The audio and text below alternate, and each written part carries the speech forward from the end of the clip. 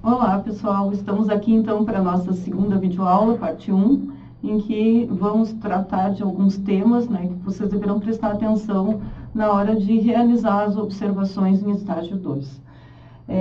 Alguns alunos, em contato com a equipe, né, perguntaram sobre a questão das observações, como é que elas são realizadas e sobre relatório de estágio. Então, o arquivo entra para vocês essa semana, vocês já poderão, nos mesmos moldes da nossa disciplina de estágio 1, vocês terão ali um template para que vocês possam apenas editar e inserindo, né, as observações de vocês, escrevendo propriamente o relatório para nos enviar. Então, vocês aguardem que essa semana esse template será disponibilizado.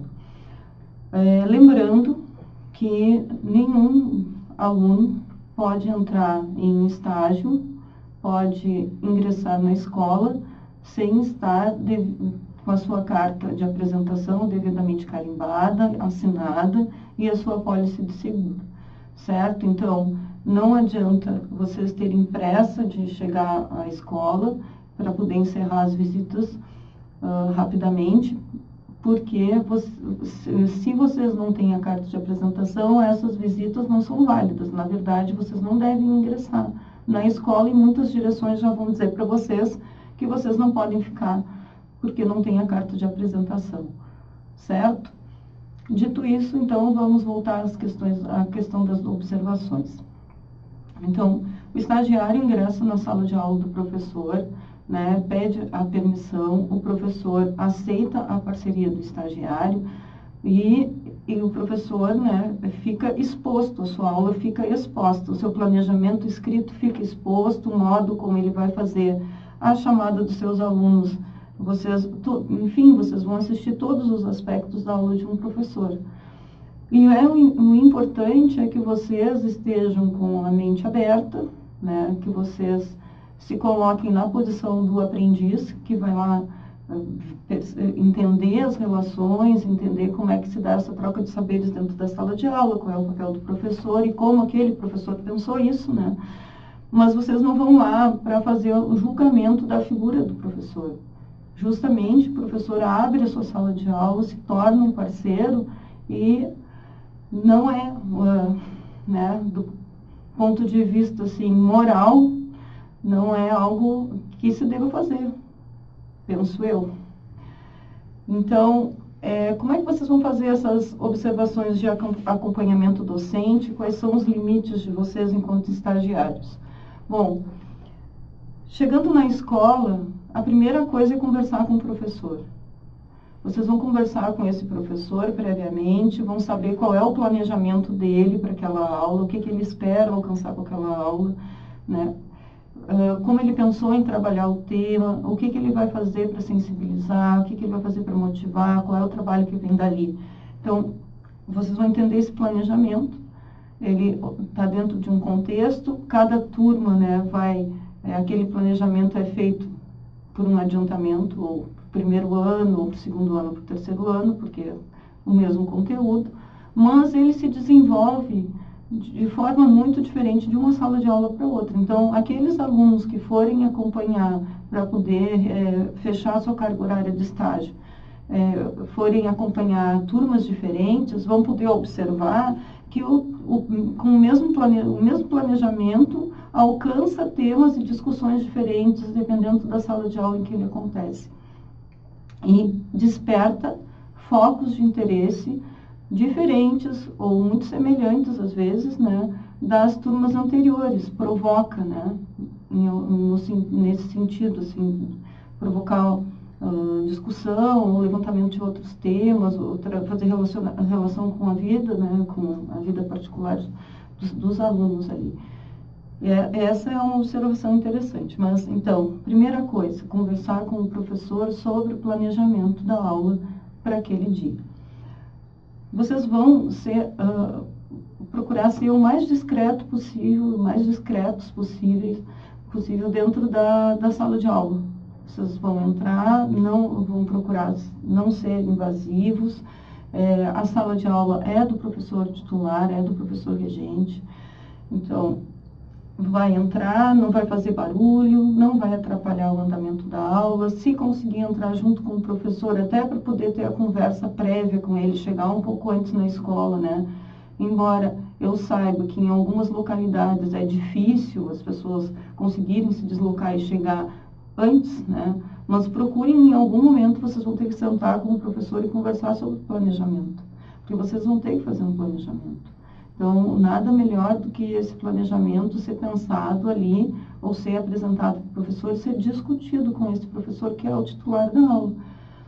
Então, vocês vão entrar dessa maneira discreta, né? Não vão ser invasivos, vão considerar que o professor ali vocês estão ali para aprender com o professor, que a observação não é um momento de julgamento do professor, que está ali aberto, né, para o estágio de vocês. É o momento de vocês investirem na formação da identidade docente. Aqueles que nunca se pensaram professores, né, de começar, então, a se enxergar nesse papel de professor, que é o papel que vai assumir no semestre que vem. Então, entender, né, que vai entrar numa sala de aula cheia, muitas vezes o aluno chega no estágio propriamente de prática e se sente intimidado, né, porque é uma turma com muitos adolescentes, né, e às vezes a gente pega uma turma que já está agitada e chega o professor de filosofia, né, então tem coisas assim que podem gerar uma certa ansiedade ou um certo desconforto naqueles que não se pensam ainda como professores e daqui a pouco vão estar lá ocupando essa posição. Então, comecem a se colocar nesse papel, comecem a se enxergar como é que se entra em sala de aula, o que se faz logo nos primeiros momentos da aula, o que esse professor faz nos primeiros momentos da aula, como é que ele organiza essa chegada, como é que ele insere o conteúdo. Ele vira para o quadro e começa a escrever, ele dita, ele começa a provocar o tema, ele leva alguma notícia, ele vai levar algum vídeo, vai levar alguma música, como é que ele insere o tema da aula, né? É isso que vocês estão lá para perceber. Então, vocês vão para lá para aprender com aquele que já realiza a tarefa. Não fazer barulho, né? Não arrastar as cadeiras, não arrastar as classes, procurar chegar na hora, não interagir com os estudantes durante o momento da aula. É interessante isso, né? Para que não se crie justamente uma conversa paralela no momento em que o professor está dando aula. Então, procurem ali, se acontecer de algum dos estudantes solicitar a opinião ou questionar vocês podem pedir para conversar no intervalo com esse aluno, mas procurar não atrapalhar o andamento da aula do professor. Então, não interferir na fala do professor, não corrigir o professor, né?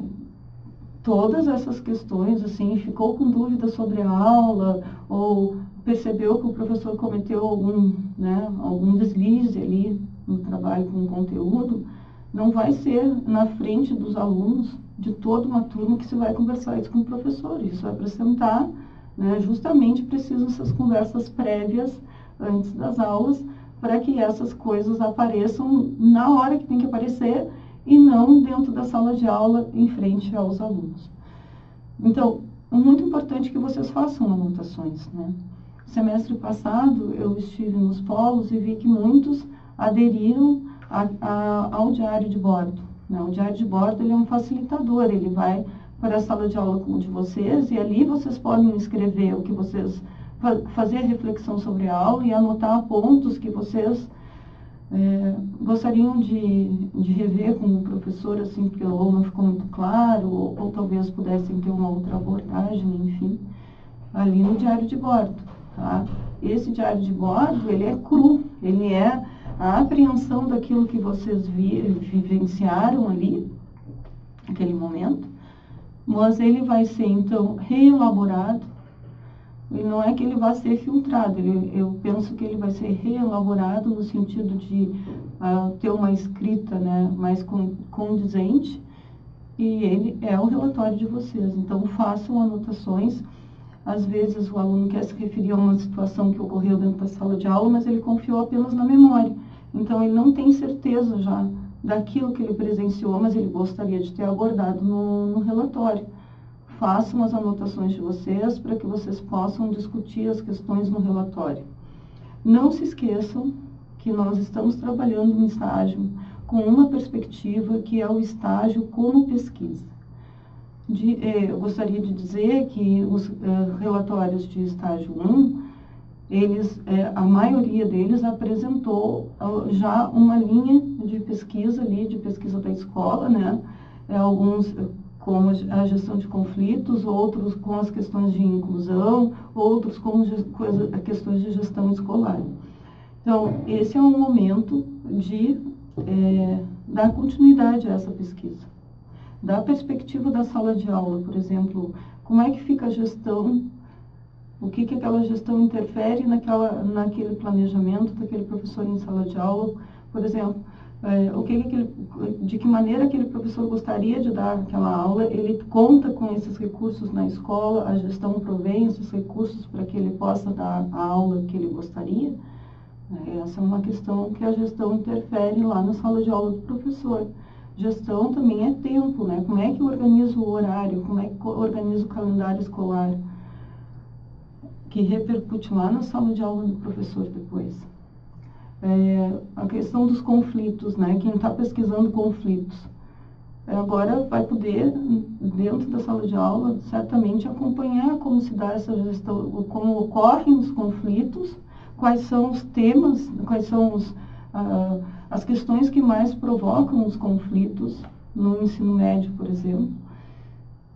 Né, naquela turma que vocês estão acompanhando, o que acontece ali que gera o conflito, se ocorrer, e como é que esse conflito ele é gerenciado pelo professor que está atendendo a turma. Então, não se esqueçam, né, desse perfil do relatório, que é o estágio como pesquisa.